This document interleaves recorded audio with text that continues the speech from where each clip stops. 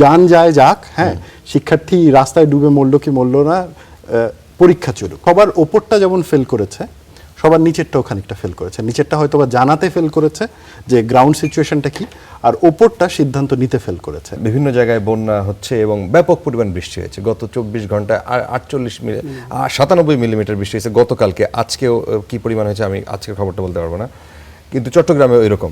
তো সেই পরিস্থিতিতে এইচএসসি পরীক্ষা, দেশের এত গুরুত্বপূর্ণ পাবলিক পরীক্ষা, সেইখানে যেভাবে পরীক্ষার বন্ধ না করে পরীক্ষাটা চালু রাখা হলো, সেটা কতটা ঠিক হয়েছে?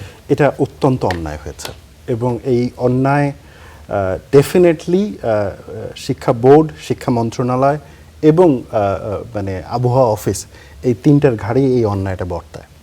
দুটো ব্যাপার, একটা হচ্ছে আবহাওয়া অফিসার ঘাড়ে বর্তাবে কেন? আবহাওয়া অফিস তো দিয়েছে সবসময়, ঘন্টায় ঘন্টায় তারা আপডেট দিয়ে যাচ্ছে। এই ক্ষেত্রে আপডেটের ক্ষেত্রে আবহাওয়া অফিসের যথেষ্ট উইকনেস ছিল। আমরা যতটুকু যদি ফলো করি, দেখেন মূল ব্যাপারটা হচ্ছে, মূল ব্যর্থতার দায়টা ছিল শিক্ষা মন্ত্রণালয়ের, হ্যাঁ।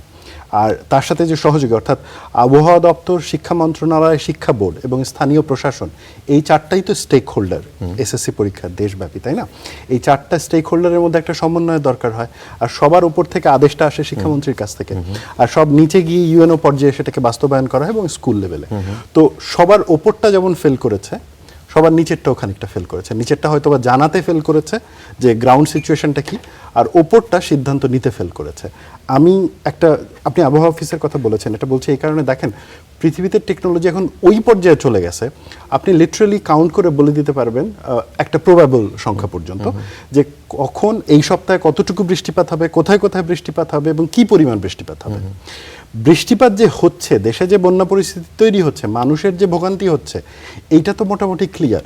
তো সরকার কি সকাল 7টা-8টার মধ্যে সিদ্ধান্ত নিয়ে নিতে পারতেন না? আচ্ছা, তাহলে তো বহু শিক্ষার্থী, শুধু তাদের এবং অভিভাবক, তাদের এই ভোগান্তি থেকে মুক্তি পেতে পারতো। দেখেন আমাদের যেটা হয়েছে, আমাদের শিক্ষার এমনি লবডঙ্ক অবস্থা, হ্যাঁ, আমাদের এভারেজ মানে রিডিং কোয়ালিটি, হ্যাঁ, মানে এশিয়ার অন্য যে কোনো দেশের থেকে কম, কিন্তু আমাদের ওই থার্ড বার্ট অনেক বেশি। তো থার্ড বার্টটা হচ্ছে যান যায় যাক, হ্যাঁ, শিক্ষার্থী রাস্তায় ডুবে মরলো কি মরলো না, পরীক্ষা চলুক। And this is a very wrong positioning.